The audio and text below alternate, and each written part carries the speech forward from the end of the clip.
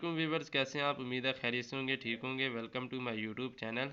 अच्छा viewers, last जो हमने वीडियो में डिस्कस किया था वो सेल साइज़ था और इसका सरफेस एरिया की बात की थी।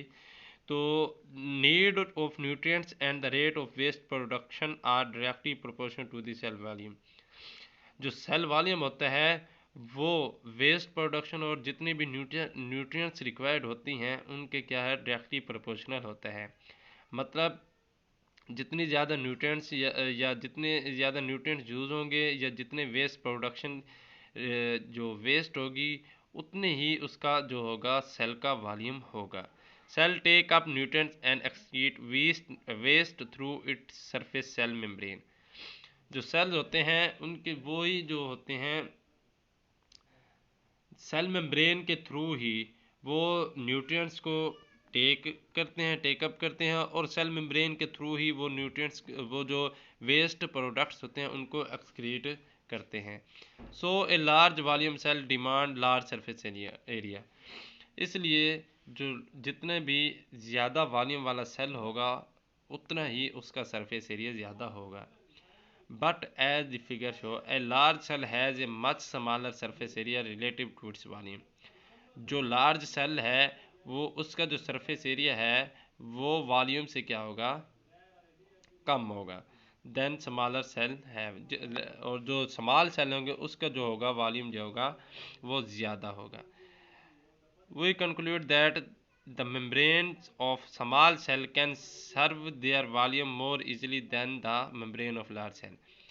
जो जो सेल स्मॉल सेल की मेम्ब्रेन होती हैं वो ज़्यादा सर्व कर सकती हैं अपने वॉल्यूम को एज़ कम्पेयर टू आसानी से as compare to large cell. उसके बाद हम बात करते हैं passage of molecule into and out of the cell. मतलब किस तरह मॉलिक्यूल सेल के अंदर इनटेक होते हैं और किस तरह मॉलिक्यूल सेल से बाहर आउट होते हैं। We know that cell membrane act as barrier of to most but not all molecule।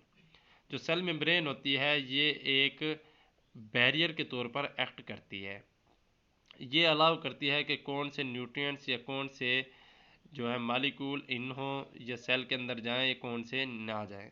That is why cell membrane are called semi permeable membrane. इसी वजह से जो सेल मेम्ब्रेन होती है ये सेमी परमिएबल मेम्ब्रेन होती है, क्योंकि ये कुछ मॉलिक्यूल को सेल के अंदर जाने देती है, कुछ मॉलिक्यूल को ये सेल के अंदर नहीं जाने देती।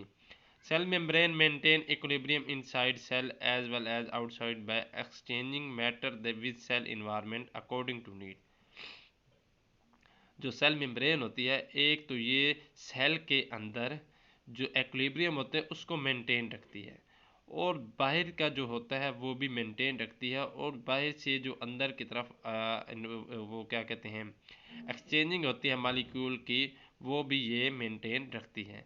Cell membrane do it through the phenomena of diffusion, facilitated diffusion, osmosis, filtration, active transport, endocytosis and exocytosis.